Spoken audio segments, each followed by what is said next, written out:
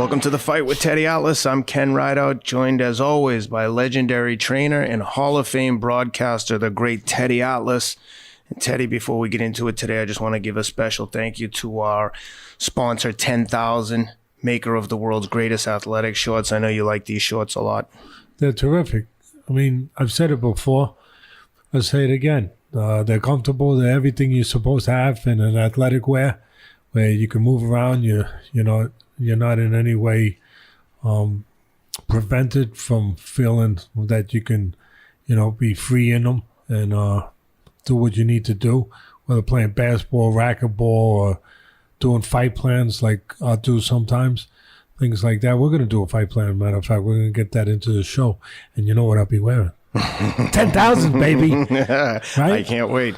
So they're good. They're really good. Yeah, these guys are great. Over 2,000 five-star reviews, 30-day return policy. Check them out for exclusive discount for our listeners only. 10,000.cc/thefight. Please support these guys. They make this show possible. So thank you to 10,000. Teddy, good to be with you. Same here. Looking forward to a big fight coming up soon. Keith Thurman and Manny Pacquiao. This guy. You got it. This guy, Mr. Pacquiao. Yep. The iconic fighter that's still fighting. I think he's like 65 now, right? Hey, what is he, 40, right? 40 or 41? He definitely has a four handle. I'm not sure what the exact age is. I think 41. But he's, I don't know how many weight classes he's come up. Do you remember what he came out as a pro? He's 40 years old. Well, he was riding a horse that I bet on when he first came up. He was. I know that. He was, and the jockey weight at that time, the allowance was 105. Yeah. Listen, he's tremendous athletic, one of the most athletic fighters you're ever going to see as far as pure athletic ability. Just you do not see that combination in too many athletes of pure speed and power. That combination. You see guys really fast, like Camacho. People forget about him. Hector Camacho, back in the 70s, the 80s, I mean, he was as fast as you can be. But to have that speed, that scintillating speed of Pacquiao mixed with power and toughness, wow. And most of the hardcore boxing fans know this, but you have extensive experience fight planning for Manny Pacquiao and training Tim Bradley for they had 3 fights. Tim won 1, lost 2. And I'm curious to hear your perspective in game planning for a guy like that with that kind of speed and power. And obviously you were training a special fighter in Tim Bradley who beat him the first time. So talk to me about how you prepare for that kind of fighter. Well, first of all, he's not the fighter he was. Mm-hmm. Pacquiao, he's been diminished. He's not. What I think is interesting about handicapping this fight, going into this fight, is that sometimes you can, in this business, in my business, you can sometimes fight your way into a fight and fight your way out of a fight. What do I mean by that? Well, sometimes, you can look really good and you can lose a fight. You can, because people say, I don't want no part of that guy. Sometimes you can look bad and you can fight your way into a fight. And I think that's what happened. Yeah, I think that's what's interesting here, is that I think that Thurman looks so bad, coming off of his 2-year layoff, where he was out of the game for 2 years because of elbow surgery. I believe it was on his right elbow. And he fought Josito Lopez, and he almost lost. He struggled. Well, if Lopez could punch, he might have knocked him out. 100%. He had him in trouble. And one thing, just one in one area. Here's the good news: if you're back of Thurman, you can correct it. Not in 2 areas, not in 3 areas, 1 area. He kept pulling straight back from too close, where he was upright, and Josito could catch him with primitive punches, with punches that Josito, tough guy, but not quite at that level, and a smaller guy, junior welterweight who moved up to welterweight, but a guy that throws sometimes the punches that guys that don't quite get to that next level throw a little wider. but those punches were the right punches for what Thurman was doing wrong. Thurman kept pulling straight back from too close. See, if you pull back from the right distance, from out there, then you go back before I can catch up to you. But if you're pulling back from here, I step with you. I got you. And that's what he was doing all night long, and he was getting hurt by that.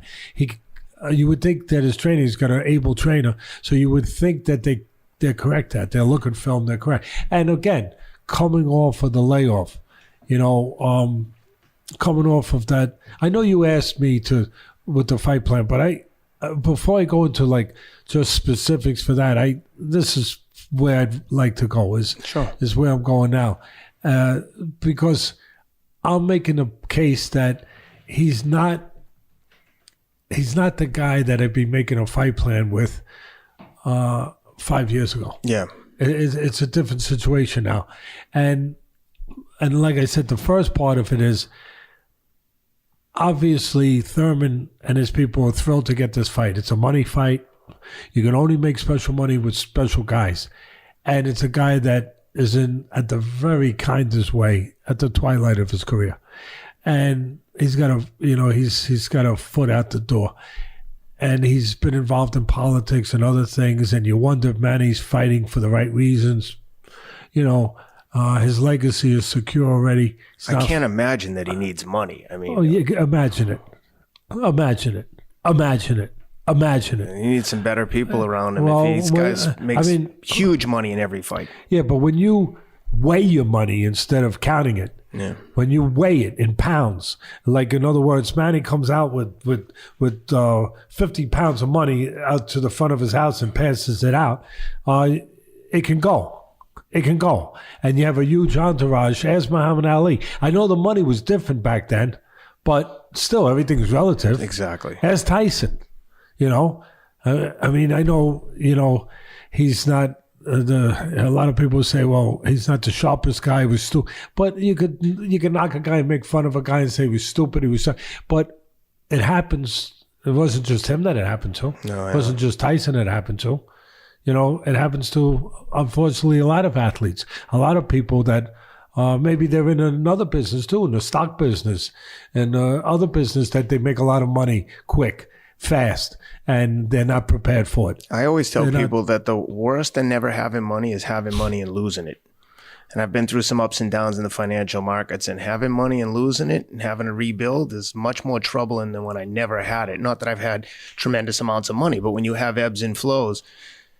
Well, some people will tell you, you're right. Some people will tell you that Manny's fighting to become president.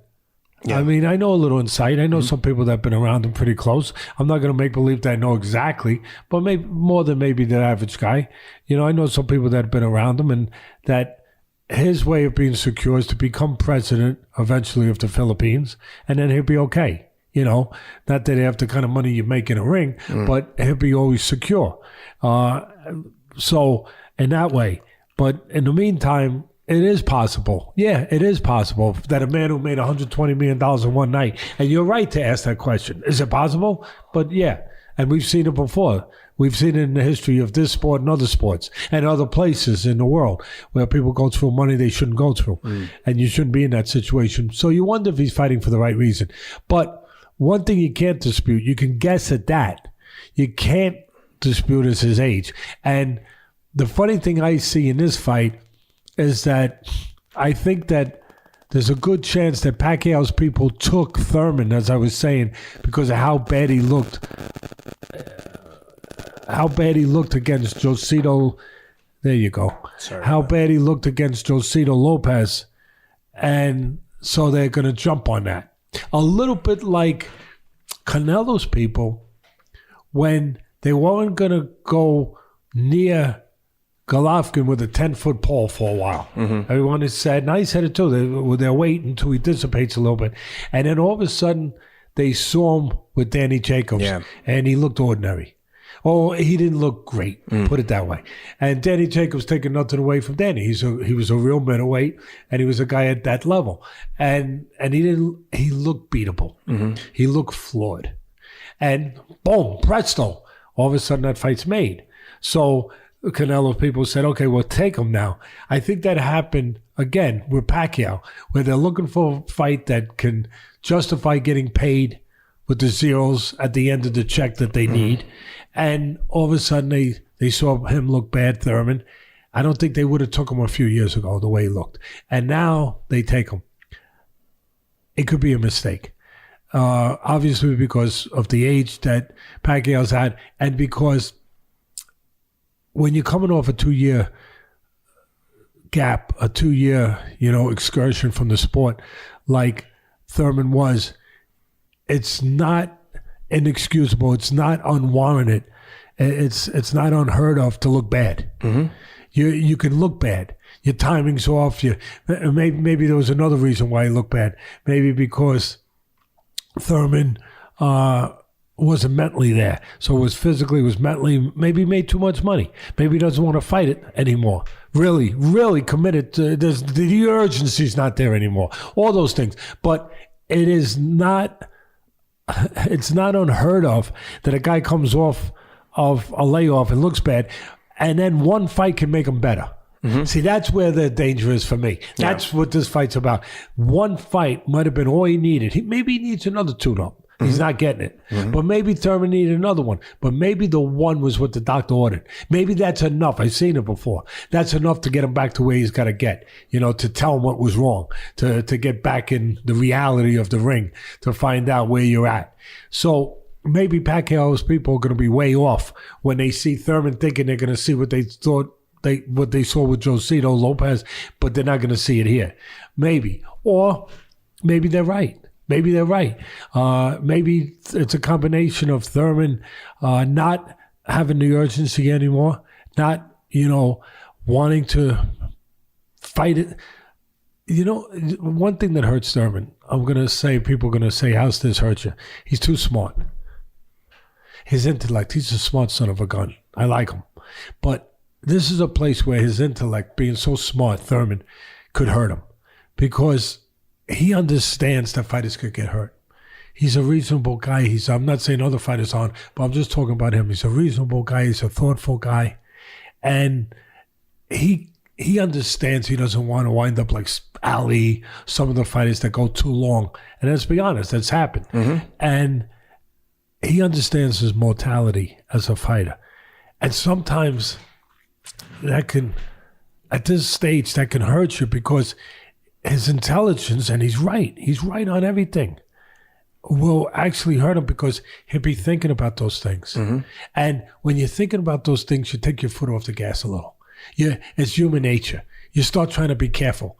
And you know what? When you start trying to be careful in a business that is what it is, as dangerous and potentially dangerous as this business of boxing is, when you start thinking about it and trying to be careful, you can do the opposite effect can take place. You can put yourself in harm's way. Yeah. As he did by being too careful with Josito Low. He had a chance where he could have finished him. Be the guy that you had a chance to be. Finish him off. Be smart, move, boom, boom. But instead he started saying, I'm going to be careful. And then in the later rounds, by being careful, he was getting hit with those long punches because he was being careful. And so it's a tricky proposition in my sport, in this sport, and in boxing. So that is something that I'm cognizant of, and that I'm talking about in the handicapping of this fight that can come up. And then the analogy I would use with that is, it's kind of like a race car driver. A race car driver, boy, that's a dangerous job too. People don't talk about that. They talk about boxing. They forget about football. They forget about all the other dangerous sports. And here you are, a race car driver that's made a lot of money. And then all of a sudden, one day as you're leaving your house, you see your beautiful... Dale Earnhardt Jr. talked about that recently on Joe Rogan. He literally said he got a concussion. He was out for most of the season. I didn't know that. And he said, I was just started to get scared and I just retired. See? And he was one of the best. And he acknowledged that fear is real, especially when he's been hurt severely. Well, see, you can parallel it with this. And I'm just grabbed that. I didn't know that story. But it doesn't surprise me because you can make the parallels because they're there. And so you got a race car driver. And what I was going to say is, one day he's going into track, he's going off, and he just happens to look a little bit longer than he normally does at his beautiful 3-year-old daughter. And it just does something. And now all of a sudden he gets in a car and he's not pushing it quite the same. The car's the same. He ain't the same. And he's not pushing it quite the same, quite as much. And he's just not hitting that accelerator the same because he's thinking about that 3-year-old daughter. He's thinking about the danger that he didn't think of before. That could happen. Thurman might be that driver, that car, that's not going to hit the accelerator the way he used to. And if that happens, there's no getting around that Pacquiao's not the same car no more. He's not that Ferrari no more. But if that happens, here comes this whole clunker, with a little dirt in the carburetor, where one of the cylinders is shot, right? But the new car's not being pushed as fast, and the old car can be in the race. And for me, that's kind of the way what this fight comes down to, is that. And there's one other thing. We talked about why Pacquiao people may have taken Thurman off of the Josito Lopez bad performance. Well, obviously the people with Thurman are thinking that they're going to get a lot of people, put it this way, off of the Josito Lopez fight, we could see clearly that Thurman didn't look good. It's a matter of what he looks like now. But the excuse is the 2 years off. A lot of people, bookmakers included, Las Vegas included, are really on the other side of the spectrum. What do I mean by that? They're looking at Pacquiao's last performance against Broner as that he found the fountain of youth. They're looking at it. Broner hasn't beaten anyone in years. But they're looking at it. They're looking at that fight. Here's the interesting contrast and parallel.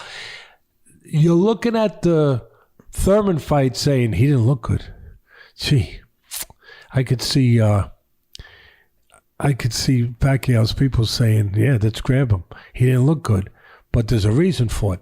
And then you look at the Pacquiao performance against Broner, and people saying he found the fountain of youth. He revived himself. He looked good. He dominated that fight. But I'm going to name Broner what I think he deserves. I'm not here to knock Broner, but I'm going to call him the Mirage because he's got the talent and ability, and he has his whole career, but he's a mirage because as soon as the heat gets to a certain point, he evaporates. That's exactly right. And he's not there no more. And you know what you find? Instead of finding a beautiful place with water and all these plentiful things, you find sand. You're left with sand. Every time Broner gets to that level where it's got to be about more than talent, more than just ability, more than neon signs. Because that's what great ability is, neon signs. But what's beyond those neon signs? You know what? What's inside? Once you get him in that kind of fight, you see that it's not there. It's like, again, it's like I've said on ESPN broadcasting a fight. It's like watching a guy in front of you. It's like watching a guy who's the same as a little puddle of water on a very hot summer day where it evaporates right in front of you, where it disappears right in front of you, where it's gone. And that's what you see with Broner. You see with Broner when he gets to that level, that talent that you've seen at other places, all of a sudden you don't see it. So it can be misleading that way, which I find very interesting, that the people that are making Pacquiao suddenly the favorite, and it's incredible. He went from the underdog, which you would expect him to be against a younger champion. He's 40 years old, and he's not big enough. But now he's the favorite in Vegas. And I think that they're looking the same way that erroneously, maybe Thurman's people, maybe, the same way erroneously as maybe Pacquiao's people looked at Thurman thinking that he's nothing anymore, that people erroneously are looking at Pacquiao in his good performance against Broner, saying he can win this fight. He's back.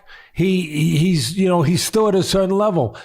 He's not. He's still 40, whatever he is, 40 years old.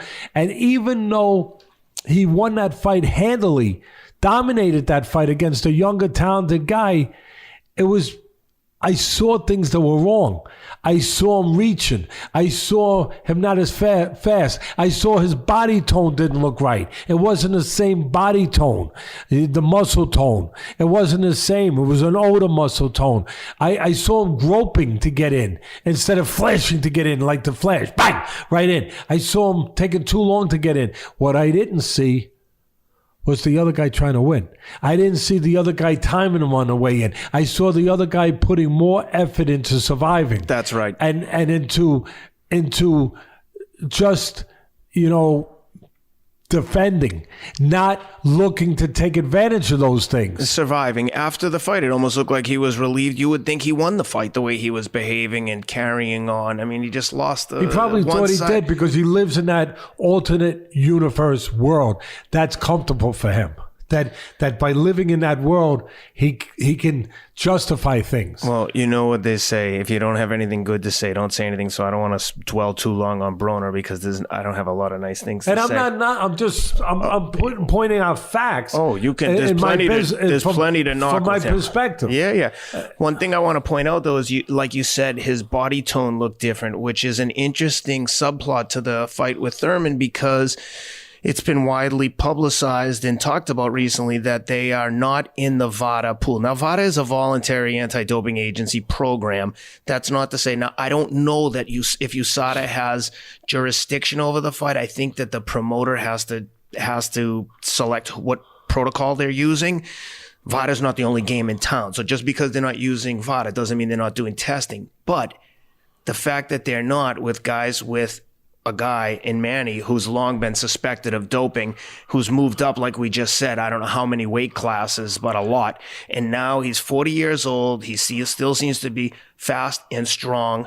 And Thurman, it makes me wonder, Thurman... Let me just add one thing. Not only guy who moved up all those weight classes, other guys have moved up, but moved up those weight classes and added muscle, looked bigger than the guys that he was supposed to be smaller than. Never lost speed, no matter how many times he moved up. Never lost power. And he came back from that vicious knockout. Was it Eric Morales that starched him? I mean, knocked him out viciously. Marquez. Knocked him out. Great fight. Yeah, to bounce back from a knockout like that and has shown no ill effects. Like you see fighters sometimes suffer a knockout like Roy Jones, and then he was just getting knocked out every time. Manny just kind of shook it off, moved on, and it seems to be getting stronger as he ages. It just seems to be something seems to be off there, and we've talked about this before, but the fact that Thurman isn't insisting upon the VADA testing and stringent testing, which it appears he's not, leads me to believe that either A, what's he doing, or B, is the money so good that he's like, do whatever you want to do, I want this fight. What do you think? I think that, again, I just think that, again, it just begs you to ask the question, when is the sport of boxing going to catch up to other sports as far as making things across the board mandated in such important areas? Where the other sports got to those places. And look, they had their problems too. Football with the steroids and, baseball, of course. You could almost say that baseball almost was on the verge of losing their sport over that.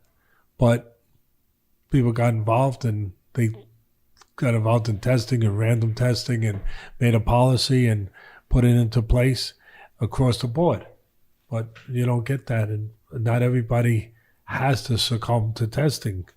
It's funny that so many people like higher ups voluntary. get involved in baseball. Like I, for one, like I don't think the majority of people, myself included, care if people in baseball are doping. Or I don't care. If you want to take steroids and hit a baseball, who cares? In other words, you don't care how much they beat up a baseball. But, No, but I you don't. care I genuinely, I don't. But you care about what a person puts in their veins that's going to punch someone in the head. If you're going to do some, if the playing field isn't level, either there's testing or there's not testing. You can't have some guys that are doping and some guys that are not doping. And for a while, even the UFC, I think testosterone replacement therapy was not only accepted but encouraged. I mean, Chael Sonnen talked about it. He was taking testosterone and all kinds of steroids for years till they caught up with him. He served the suspension. Now he's back. But there can't be this gray area. It's like it's either, so the UFC brought in their own drug testing czar and they seem to be serious about it and they're catching people and they're catching people out of competition, which is really the only way to catch people. But boxing, there's like we've talked about a million times. Unilateral rules. Exactly. And this is the one area where people should care though, because someone's going to get hurt. You can't have one guy much exponentially stronger than another guy at the same weight. Go at you on that. But they have been hurt. We don't know. Oh, yeah. Some of these guys have been hurt. We don't know if the other guy had steroids in their veins. Yep. I mean, because of what we're talking about. Because we don't have the testing that we should have in a sport that should mandate it. Mm-hmm. Call for it. Yeah. Demand it. Because, again, it's the simplest argument in the world. It's one thing to be kicking the crap out of a baseball because you have juice in your veins.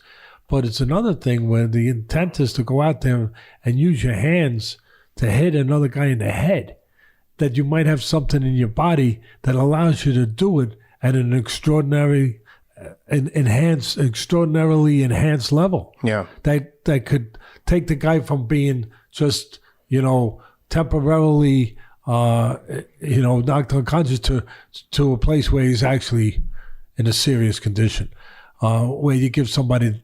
I mean, it's too simple to say that it frustrates you that it's not being done because it's so simple to say. It's basically criminal. If somebody, it's like you're allowing somebody to punch somebody with something in their veins that is giving them an extraordinary advantage, an abnormal advantage, where you're taking a punch that might be, that's from 1 to 10 level, that might do, and 10 being the highest, might do, say, a 5 or a 6 as far as damage. And now you're letting them do a 10 or an 11 off the charge because of something illegal, knowing what the repercussions can be. Well, I think there's a lot of intangibles that don't have to do just with strength. It has to do with endurance, speed. One time I'm friendly with Lance Armstrong. We've done some training together in the past, and I was asking him recently, of all the substances that you were using, which one do you think was the biggest impact? And he said that for him, and he thinks for all athletics, EPO was the best. He said his exact comments were something to the effect of it just makes you physically a better person, stronger, endurance, faster. So people think it's just the strength of the shot. It's the fact that he can keep hitting you with that shot 3 or 4 times, where maybe before he hit you with twice, and he's still doing it in the 11th round, not just the first. At that level. Yeah, and in boxing, the big risk is sustained concussive blows that might not knock you out, but they're banging your brain around in your head for an extensive period of time, which is why you in the always UFC... see damage done from accumulation. Exactly. Unlike the UFC or the bare knuckles, you get hit with one good shot and get dropped, the fight's over. They're not going to let you keep getting pummeled, where in boxing, if you don't go down, you just going to get pummeled relentlessly. Listen, getting back to the handicapping of the fight, yes. And you're right. But I'm just going to say that I think I laid it out on both sides, what you can be looking at. But one thing, all of this, and the interesting thing to the steroid or the PED question is, here, I had touched on it earlier. Why is Pacquiao fighting? Is he really fighting because, he wants to fight and he thinks he can win at this level and whatever, he thinks his legacy should go to another, plateau? Or is it because he has to? And if it's because he has to, then there's a difference in confidences. Because if you have to, it's different. Now, even at 40, you might say, listen, I don't think I have the same shot that I used to have, but I have to to make money. It's a different mental state now. And we don't know. If you ask Pacquiao, he's a decent person, but he's not going to tell you the truth. Mm-hmm. You know, of course, nobody is. So if you ask him, hey, are you fighting because you have to or because you have the confidence that you can? He's not going to. But there is a certain special polygraph that exists out there that you don't have to have somebody put on to certain things attached to them to be able to get the answers. The polygraph might just be what we just talked about, that he's reaching that in this fight at this point in his life, maybe the biggest fight of his life to a certain extent, even though he's done so many incredible things. But at 40 years old, to be fighting an undefeated big welterweight who's athletic. I, at one point, said Thurman was the most athletic fighter in the game. Yeah. So to be fighting that guy at this point in his life, maybe the only polygraph you need to really administer is that he's saying, Pacquiao's saying, I will not submit to drug testing. In its own way, that might be a polygraph test. Yeah. In its own way, that might be saying, yeah, I am fighting because I have to, and I need something. Because if he wasn't fighting because he had to, he wouldn't need anything. He wouldn't need help. He would just need the belief that I'm Pacquiao. Mm-hmm. But if he's saying now, I don't want testing, if he's saying that now, which he is, then he's saying also that I'm not the same guy. I need something maybe. There's a reason why I don't want testing. I want to sneak something in. Now, I know we don't have proof of that. I know that. I get it. But let's put our thinking caps on a little bit, just a little bit, common sense. And now he's suddenly at 40 years old fighting this big guy, this athletic guy, and he says, I don't want testing. That speaks to me. I hear it. It says, hey, maybe if I can get a little help, maybe I will. And maybe I need it. And maybe this is what I'll do. And on the other side, you'd think, well, why would Thurman let that go away? Well, he can't make a payday anywhere else. He might either think, I'll beat him anyway because he's 40 years old. That Lopez also hurt his stock, that Lopez fight. I'll hurt him anyway because he's 40. Mm-hmm. Or maybe Thurman is, I don't know. I don't know, but there's no test. That's a fair question. I don't know. Right. I don't know. But I'm just saying we shouldn't be in this place for this discussion. I know 100%. That. Because the sport should take care of this. That's not right. Teddy and Ken. It shouldn't even be up to the fighters. If you want to fight in the country or in certain states, you should submit to their drug testing. And again, there may be some other testing aside from VADA because VADA is voluntary. They get you hire them to test. But again, part of the efficacy of these testing programs is to be testing out of competition and to create a biological passport so you're not seeing spikes in red blood cell counts 6 months before the fight that carries over. So you don't have drugs in your system, but you have this elevated red blood cell count, which is all that matters when it comes to endurance.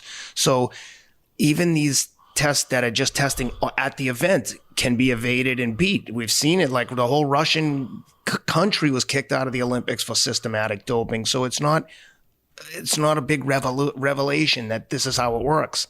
What happened to the old days where if you wanted to get increased red blood cells so you have more oxygen in your blood, right, and you can improve your endurance, you went and trained in altitude? Yep, that's right. Whatever happened to those days? Well, now you can take a shot and you don't have to sleep up on top of a mountain and come down to train hard. You go train in altitude. That's right. And it increases your red blood cell output. And for those couple days, it doesn't last for a week. You know, that's the funny thing about it. Part of it's psychological because some of these guys would go up there, improve themselves, come down, but they come down a week before and they would lose it. But in their mind, they didn't. Yeah. In their mind, they didn't. Yeah. But if you actually want to keep that advantage, you got to come down within that time frame, Yep. couple days, and then go in the ring and do it. And you will have that advantage. You will, without having to put a syringe in you or whatever you're putting in you. Let's get to my prediction of fight. Yep. Let me say, I want to know who do you like and what's the method of victory, over, under, round, etc. As specific as you can get. Quick pause before we get Teddy's prediction on the fight to give a special shout out to our newest sponsor, mybookie.ag. Check these guys out to get a 50% credit on your first play. Use the promo code ATLAS and they'll give you a 50% credit. So if you want to bet $3,000 on the fight, put up $2,000. They'll give you $1,000 credit to make the bet. Whatever Teddy says to do, I'd stick with that. He's been on a hot streak recently. I think he's got the last 4 or 5 in a row that we've predicted. So check them out, mybookie.ag. Use the promo code ATLAS for 50% credit on your first play. Oh, man. Yes, for anything. With everything we like to lay it out there, with everything laid out there, I'm going to go with what I know, what I feel comfortable with, what I feel I can count on. The other stuff is what if. And there's still going to be ifs in there, but I'm going to go with the least amount of what ifs as possible. I'm going with the younger guy. I'm going with a guy who I think is too young, too big, too athletic, too physical for Manny Pacquiao at this point in his career. Now, look, I will qualify that. I won't sit in the fence because you can't do that. You got to pick one guy or the other. But I will qualify it by saying this. Sometimes there's special guys out there that can do things that even your right way of thinking does not satisfy the equation, because there's a special guy out there sometimes that can break the rules, even the rules of time, even the rules of physics. And Manny might be one of those special guys, maybe. And the combination of what I already laid out there with Thurman, needed maybe one more fight to get himself back after that 2-year layoff. But I have to make a choice. I'm going to make the choice again with the bigger, stronger, more athletic guy. And do I have concerns that, as I laid out before, that Thurman's that race car driver that's made a lot of money and he doesn't want to drive the car as fast anymore? He's worried. He's cautious now. Yeah. I'm concerned about that. But at the end of the day, you got to make a pick. And I will go and make that pick, being Thurman. I think that if Thurman can be the guy that I don't think he ever truly was. I always think his temperament, he could have been that guy where they attach it to that moniker, that nickname, one time, one punch, that they wanted him to be Tyson. Yeah. They wanted him to be Tyson, but he wasn't, because his temperament wasn't Tyson. His temperament was to be thoughtful, to be smart, to understand his mortality, to think in there. He wasn't just a seek and destroy missile. He was never that. But he has the athletic, physical abilities to be that. Mm. If he could be that, if he could go out early to be that, I think there's a chance he could stop Pacquiao. I do. Mm. But at the end of the day, I'm going to pick him, and I'm going to say that the analogy for Pacquiao, I made it for Thurman at this point in his career. It's the same one I used to use on ESPN. When he was a young guy, he was that kid that somebody gave him the keys to that Porsche. And you know what? Kids shouldn't have a Porsche because they run red lights, because they get carried away with the power. They feel it, and they jump red lights. But he had that Porsche, and his Porsche was souped up. It was a super Porsche. And he used to run, he being Pacquiao, he used to run red lights. And he run them so fast the cops didn't even see him. Cops weren't even sure what came by. And if there was something coming, he got past it fast enough. And he got away with it. He had flaws, is what I'm saying. When I say running red lights, he used to jump in. He used to reach to get in. He used to come in from too far away, but he had the Porsche. Mm-hmm. He had that Porsche ability, and he got away with it. He doesn't have it no more. The parents took the keys away from him. The Porsche got old. He don't have no more. And now when he runs those red lights, there might be an SUV coming. Bam! It's got you, huh? And it might just be coming. And that's what might happen. Because you asked me at the beginning, this a fight plan? For me, the fight plan would be to understand that. For Thurman to understand that this is a guy when he was young, ran all those red lights, used to jump in, but it wasn't right. He made it look right. Just like Ali made a lot of things wrong look right. Like Roy Jones, shows you how good he was, made a lot of things that were wrong look right because of their talent, their timing, their speed, their confidence. But it wasn't right. They got away with it. They made wrong right. And special ones can do that. And Pacquiao made wrong right. He would jump in. He'd come in from too far away instead of working his way and getting his feet there first. And now he's going to do that same thing. I saw it in the Broner fight. But Broner was there to survive, not really there to win. Thurman, for me, if I was his trainer, the fight plan would be ready. Act like you're going out. Get Pacquiao to be that Porsche, to run that red light, and then, bam, time him coming in. Time him. And be that SUV that's coming there when he's running that red light and catch him and nail him. That's what I would do. And as far as Pacquiao, first of all, if they haven't corrected what they did wrong in Josito Lopez, Thurman's people, Pacquiao could catch him stepping straight back. You know, you could step with him sometimes when he goes straight back. But Pacquiao, one of Pacquiao's greatest strengths is that from a southpaw position, he'll trick you. A lot of people don't realize this. But as you said, I had to realize it training Bradley for the fight, where Pacquiao will slip his head over here. See how your eyes went with me? You just went with me. And then, boom, throw the left hand, the power punch. He does that beautifully. As he slips there, and you never see it, and he catches you. Thurman's people better be ready for that. When you were describing the Porsche and the SUV, it reminded me that when I drive my own car, it responds a certain way when you step on the gas. Then when I get in my wife's minivan and step on the gas, and you're like, "Whoa, what the hell? I'm going to get run over here. This thing's not responding. It doesn't seem to be like accelerating."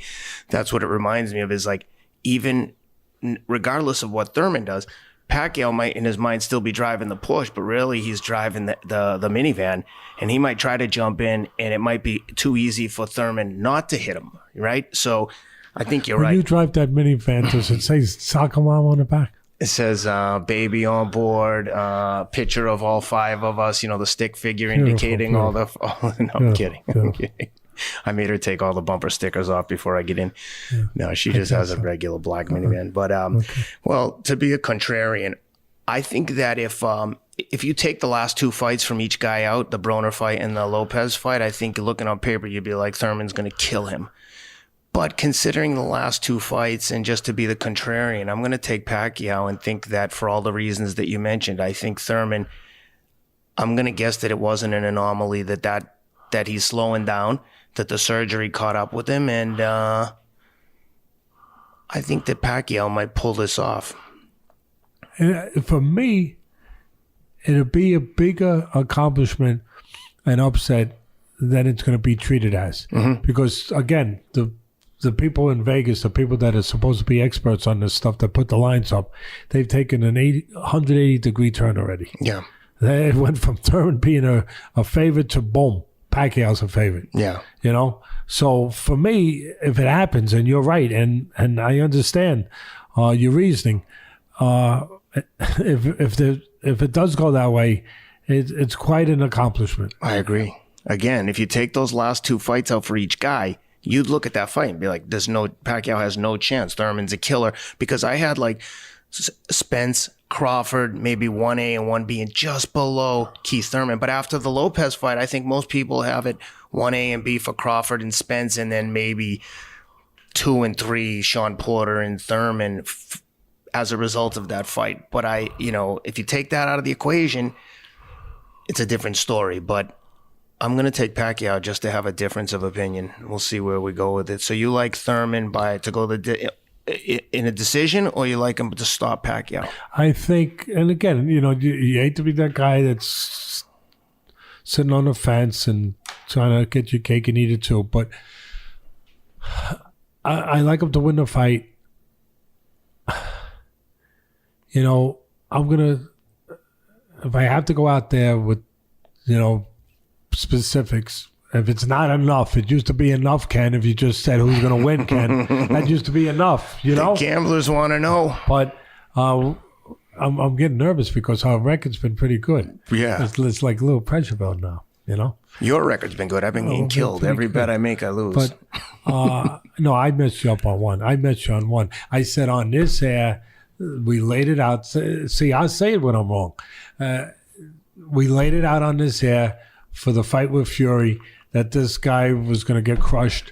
We laid it out like it looked like an under. After the way we saw the film, Schwartz, that being the guy, the way that he laid down on the floor looking for a DQ way out, right? We said, he doesn't belong. It's a joke. It's a joke. They're robbing money from people. It's a joke. And it was a joke. And it's an under. But then at the last second, me trying to be too smart, I said, well, Fury's temperament is to box more, and maybe he'll let it stretch out and it could go more. I felt the same way. And you felt the under. Yeah. And I talked you out of it because you had a bet on the under in Las Vegas, and I talked you out of it. And, but you're a small bet. I owe you $1.50. All right, so you got Thurman. I'm going to take Thurman. What is the total? I don't even know what the over-under is. Let's assume it's 9.5. Yeah, I mean, I'll go with Thurman stopping him. Isn't that enough? Do I really have to that's give you good. a total? No. With Thurman by stoppage is good. Because Pacquiao doesn't just get stopped. I mean, Pacquiao with his character, even at this age. But I'm going to go with Thurman stopping him. And there you have it. Teddy's got Thurman by stoppage. So check them out, mybookie.ag. Use the promo code ATLAS for a 50% credit on your first play, up to $1,000. Like I said, Teddy's been on a roll. I think he's picked the last 4 or 5, almost in the exact round, if not the exact round, pretty damn close. So check them out. Shout out to the guys at MyBookie. They've been great to work with. So mybookie.ag, promo code ATLAS. That's it. I'm going to take Pacquiao in a decision. There are the picks. Before we leave you, I see the line. The top board's changing already.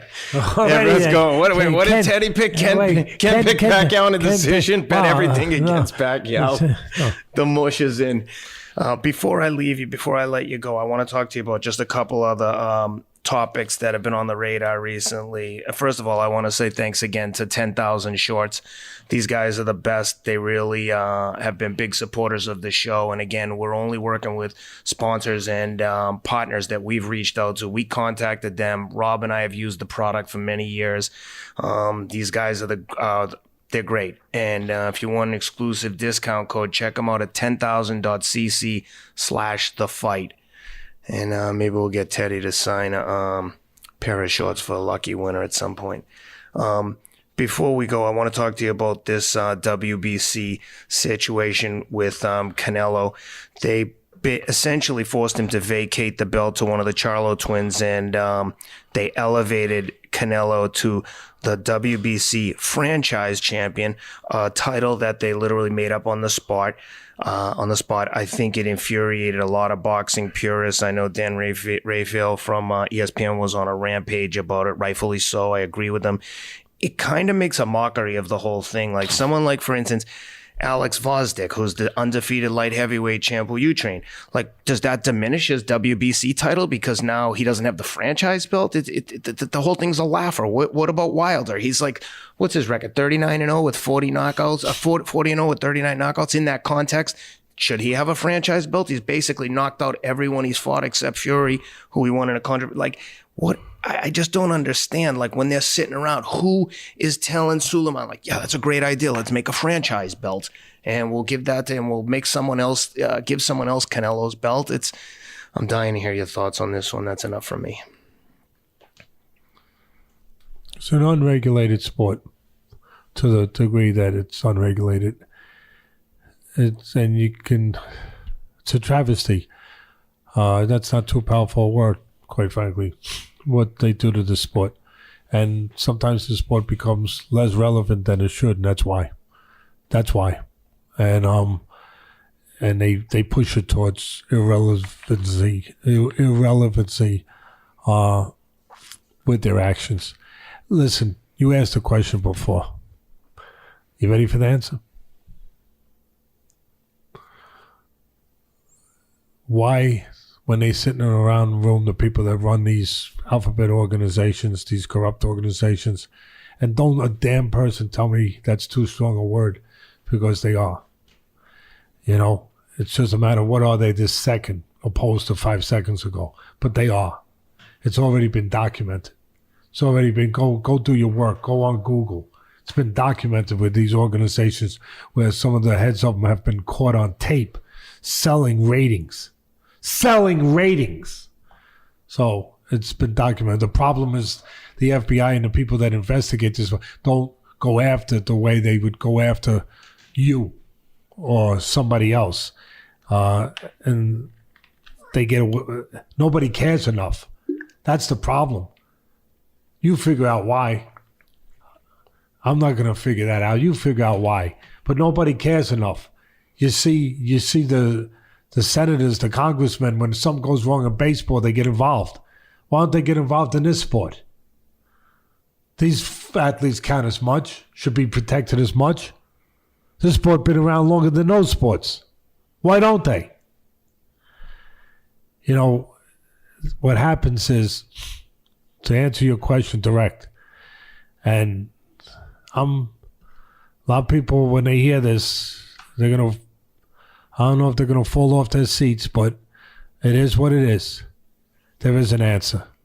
Why do they make these decisions? Because a promoter, somebody else who's their partner, who shouldn't be their partner, because people making money in the industry should not be partners or close to people that administrating rules in the industry. That's obvious, but it not in this sport. So somebody, when they make a decision to make a guy a franchise guy, to make Canelo, who there's no doubt he's the biggest money maker in the sport.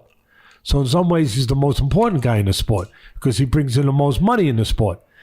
But there's people in the NBA that are all important. Michael Jordan and LeBron James and Kobe Bryant when he was around. They're all, but it's not the same situation.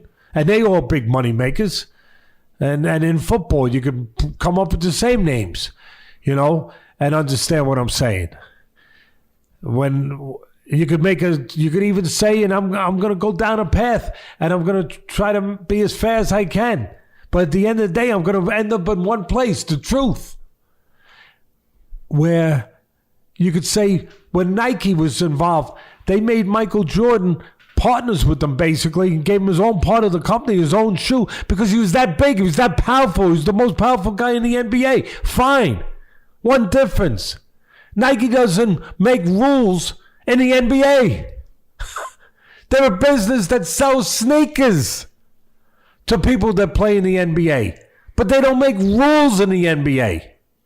The WBC and these other organizations, they make rules so you can't become partners with somebody when you also make rules in the business that they're in. That you're basically partners with now. Because there's no doubt, if you're going to be honest about it, they're partners with Canelo. And there's no other way to go about it, to explain it. Unless you want to put your dunce cap on and turn in the corner and not see the world. There's no other way. It is what it is. So, and I'll tell you what else it is. It's a guy, De La Hoya, Golden Boy, that has Canelo. That's the promotional company protecting their golden goose, protecting the WBC's golden goose. How, Teddy? What do you mean? They make them, they don't want. Al Heyman is a competitor, another one of the power brokers, another big promoter. He's got the Charlo brothers. He's got Charlo in that same division. Golden Boy and his people, and yeah, the answer is yeah, there is an answer for it, unfortunately. Would you say they sit around the room? Yeah, the answer is, part of it is you have Golden Boy with WBC, they don't want Charlo to become the number one, to be the mandatory, where their golden goose has to fight a guy they don't want to fight. They want to be protected from that. They want to be separate from that. They want to be bigger than that. They want to fight fights that make bigger money, that don't have to fight and risk against a guy like that and go down that road. They want protection. So they go, and they know that Heyman, smart promoter, is going to move Charlo into position to be the mandatory. So what do? We'll take care of you, partner. We'll make Charlo the regular champion, make him and Heyman happy, and we'll make you, what's the name of the damn stupid thing? Franchise. We'll make you franchise champion, where you have now a bubble over you. Where franchise champion, you don't have to fight mandatories. You don't have to fight those fights. You're better than everyone. You're protected from that. We'll make that for that reason. That reason. Besides the other that I just touched on. So they protect their golden goose. That he doesn't have to fight mandatories that can become something that is a problem in their business plan. That an obstruction. A hole in the road. They don't want holes in the roads. They're bigger than that. So they have a protective bubble. They call it the franchise tag. It's like if you play checkers and you put two checkers on top of each other and it becomes a super checker, and now you can double jump all over the place. What was that called when you put the double? It became like King? King. Yeah, they were like super checkers, like checkers on steroids. I don't even think there's terms and definitions around the franchise. It's basically like we'll decide what. But that's what they are. They can do whatever they want. And they are. That's the term. Yeah, and that's. They don't have to fight guys and someone else. So they don't have to fight a Heyman. It's protection. The mob in the old days, you paid protection. You think it's any different? It's protection money. There. Now I'll never be invited to a convention. I'll never be, but that's okay. Well, that's too bad because they're usually in exotic locations with private flights. Of course they are, because whose money you think they're seasons. spending, and everything else that's going on you don't see. But that's okay. Why change now at this point in my life? Why now with all these guys? Why give them a reason to feel any different about me? But that's what it's about. It's that simple. That's what it comes down to. And can I say it again? Can I say National Commission? All right. Can I say National Czar? Can I say someone should freaking give a crap? Can I bring you back? You want to get... It's unbelievable. It's just unbelievable what goes on in this sport. It's no different than, in some ways, than when the mob ran it back in the days. And they did what they wanted. No, what's the difference? Really? They're not wearing those hats and maybe smoking those cigars and having those nice silk suits, but well, even when they have a mandatory, the results are the same. Even when they have a mandatory, I think Dillian White might be the mandatory for. I think it's WBC. Has been mandatory for over 600 days. That's a travesty. 600 days. That's a travesty.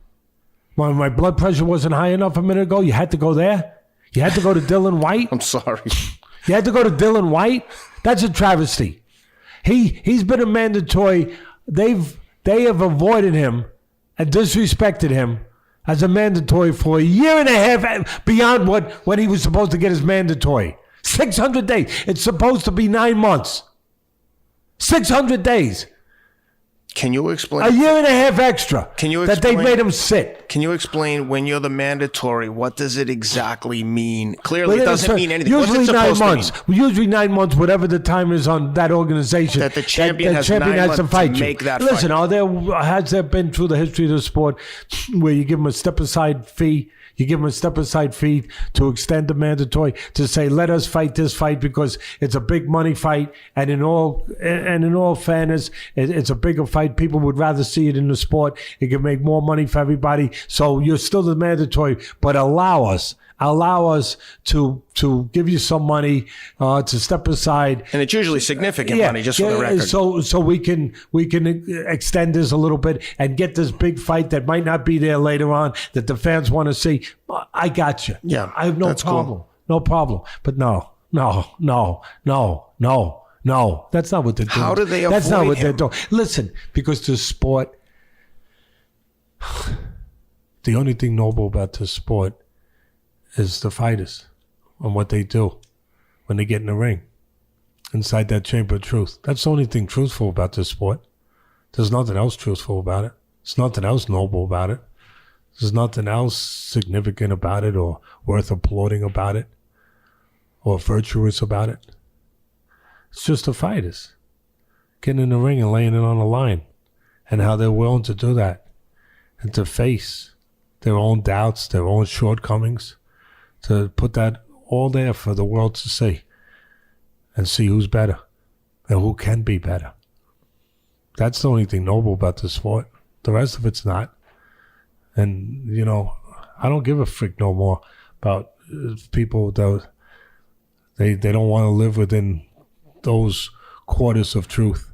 You know, so they rather live their life where, you know, maybe they do things wrong too, so I don't care if somebody else is doing something wrong. That's the way you want to live your life? Go ahead.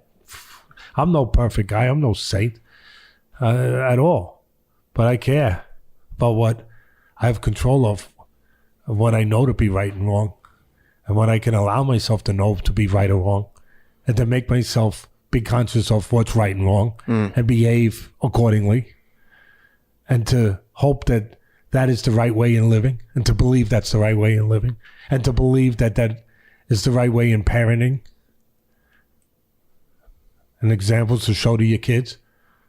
So, but, you know, it's just, as far as Dillian White, what they're doing to this kid, he's improved. They threw him in too quick with Joshua. He got stopped, and he's improved tremendously since then. He's matured. He's become a better fighter, a more together fighter, a tougher fighter. He's a good body puncher. He's aggressive. He's fan-friendly. He's strong. He's physical. He's beaten good fighters. He's taken a risk. He's earned the right to be there. He's earned the right to freaking be there. You want a comparison to a sport, another tough sport, but a regulated sport? You want a freaking comparison? I'm going to give you one. I'm going to go down this road. It's going to make it even worse, what they're doing. That the champion, we already talked about the rest of it, the champion, Wilder, the champion, best puncher in the sport, right? Gutsy guy, too. Give him credit. Does a lot of things technically wrong, but what a tremendous puncher, and he's shown heart when he's had to show heart and all that. And he's always in shape, and he's always ready, and he's confident. So I give him credit for that.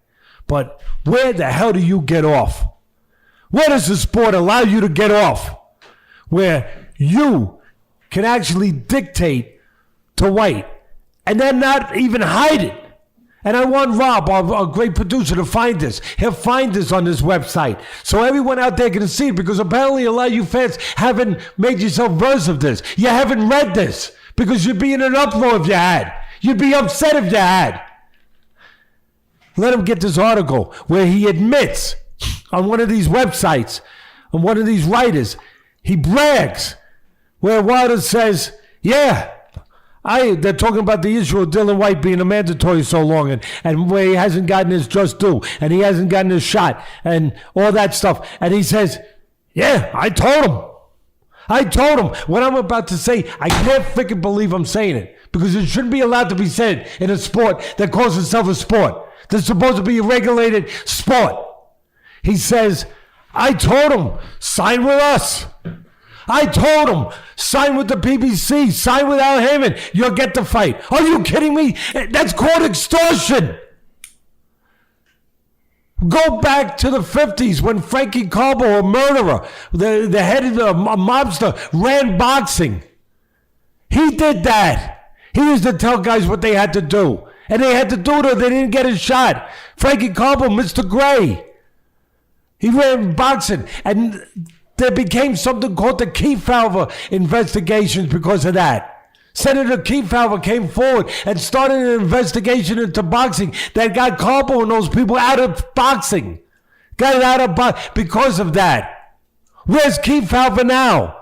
He's dead. But where are guys like Keith Thurman? Where are other senators? Why don't they come forward and do something like that? Where are they?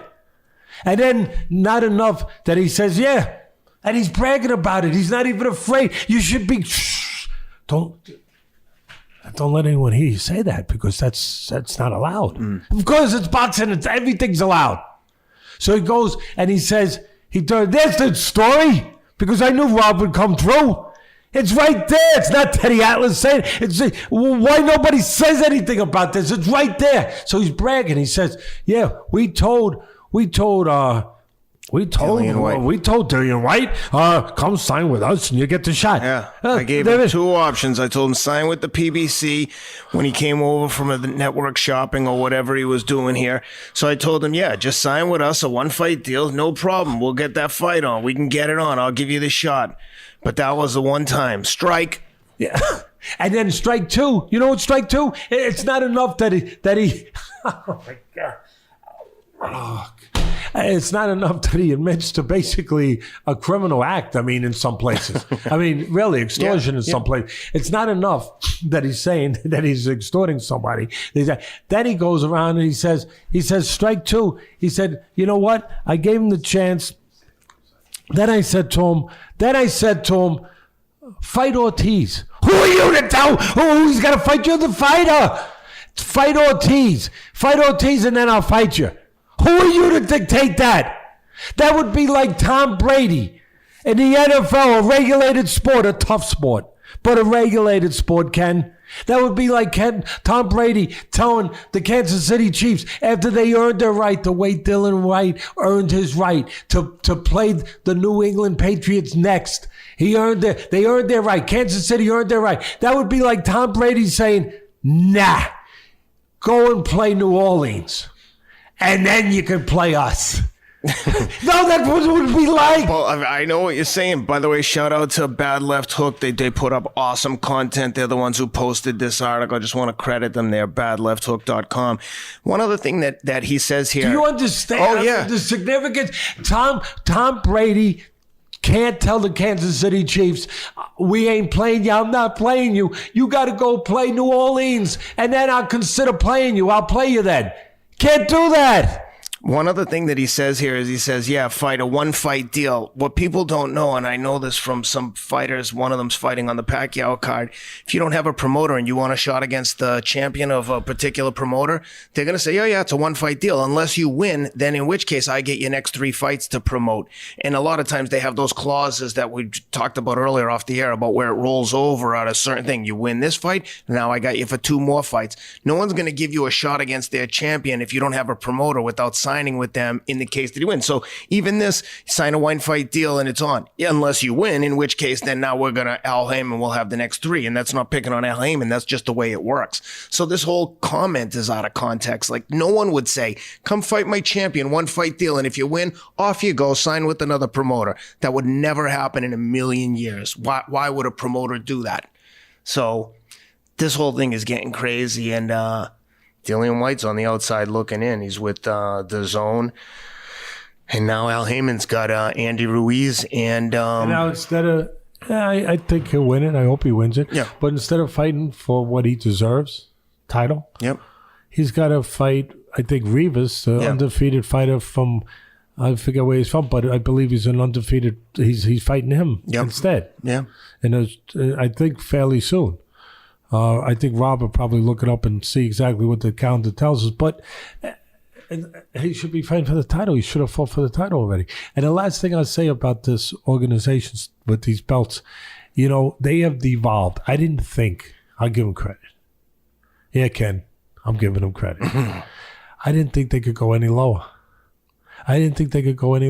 They have devolved into basically these shops that make these knockoffs on Canal Street down in Chinatown, where you could go into these places, right? You know where they are. Oh, yeah. You go into a place in Canal Street, downtown Manhattan, and you could get a Louis Vuitton knockoff bag, You know, the handle might fall off like on your way to the subway. You know, you better give it to your wife really fast, like really, like delicately, like like carry it like this. And here, honey, I just made some extra money, and I love you. I love it. And then run, run, because if it's raining when you give it to it turns purple. All right, but that's what these belts have devolved into. That they're knockoffs. I mean, you could get a Gucci belt. You could get a Louis Vuitton bag. You could get, that's what these belts are. They have the same value. They have the same relevancy of these knockoffs at this point. I mean, that's what they are. One of them just came out with a pearl belt. So if you want a WBC, belt, IBF belt, go to Canal Street. Go to Canal Street. You'll probably find one. You'll probably get one.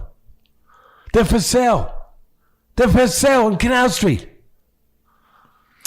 The last thing I want to touch on there is one of the guys that I know we're both really high on is Dillian White, by the way, Bob put up for us. So he is. He's fighting on July 20th. Yeah, and Reva's record, I think same night as the Thurman fight. Oh, 20. I was going to say 24-0. 26-0 with 16 knockouts. Is it 16 or 18? 18. 18. All right. All right, but we saw Schwartz, who was 24-0 with 16 knockouts, and no, I mean, listen, Rivas is better than Schwartz. Yeah. But I'm saying I'm going to pick Dillian White to win that fight. Obviously, they feel good about it. They're going in the fight, but and I like Dillian White. And people say I'm going to bat for him. I'm going to bat for what's right. Exactly. We have no affiliation with Dillian White. You can just be a fan of what's right. Exactly. That's all. One last thing I want to touch on before we wrap it up is guy we're both high on, Usyk, moving up from cruiserweight to heavyweight. He's been elevated to the WBO mandatory. This one, I don't necessarily have a problem with. He's the unified cruiserweight champion. I agree. Organizations, sanctioning bodies do make exceptions for extraordinary talent. He's a gold medalist. He has all the belts. I have no problem with him moving to the number one mandatory. Maybe the best cruiserweight since Evander Holyfield. Yeah. Wow, what a statement. He just put out really, because Evander Holyfield was the greatest cruiserweight champ of all time. He was an awesome heavyweight as well. Usyk is right below him as far as one of the greatest of all time in that particular division. He just put up a social media post, maybe either last night or this morning, Usyk did, of him moving around in shadow boxing and hitting a double-ended bag. And man, that guy is nimble for a big dude. I'm excited to see him fight. That's one thing that can make him where he can do it with the bigger guys because of his legs. He's going to have to because those guys are big. But he has the legs to keep him out of trouble. We always look at the advantage of the bigger guy. We say, he's too big. He's too strong. He's too big. But how about the small guys too quick, too fast, too smart? How about that? And that's his ticket to success. Well, that's Usyk's ticket. And if he fought, and I'm not taking anything away from Ruiz. Right. Nothing. No. I love Ruiz. I love what he's done. What he helps the sport. He reminds you that the underdog can always do it. But if the fight took place tomorrow, I'm going with Usyk. I was going to say the same thing. Styles make fights, and I think with Ruiz in the rematch against AJ, unless he does something dramatically different, I think Ruiz wins that rematch, in which case I think next is Usyk. There's a lot of buzz behind Usyk. I think he'll get that fight, and I think he beats Ruiz like you. And now we've got the settings for, because see Usyk and Wilder. He still, reminder, he still has to get past Joshua. 100%. But I think that Usyk moving up to fight Wilder or Fury, now it becomes a much more interesting conversation because the size discrepancy is massive. Those guys are gigantic. And Usyk's a big guy, but he's not a skyscraper like those guys. He's obviously much more skilled technically than Wilder. I think the fight with Fury is really interesting one. So it'll be interesting to see what happens there, but I'm going to be sensitive to your time. I've had you here a long time today, so we're going to wrap it up here. Give us. I got to go anyway. I got to run down Canal Street and get a Chanel bag for my wife. And pick up a WBO diamond belt while you're there. Can we cut this part out? Cut that part out because she listens. I don't want to hear that part. That's what I do on my Christmas shopping. On the surprise. Well, listen, special shout out to 10,000. I know Teddy's a huge fan, wears him in the gym when he's training with the light heavyweight champ. So please support these guys at 10,000.cc/thefight. Please use the discount code there. It lets them know that you're coming from the fight and you're hearing about them on the show. Again, they have 3 styles of shorts. They've got something for everyone. Great fit, made by athletes, for athletes. Over 2,000 5-star reviews. 30-day, no question asked return policy. And I know Teddy's a huge fan of these guys as well. So please check them out. And thanks for being with us. If you like the show, please continue to leave reviews, share the links. Really appreciate all the support, guys. Thank you, Teddy, for being with me. Thank you. Awesome to be with you. Take care.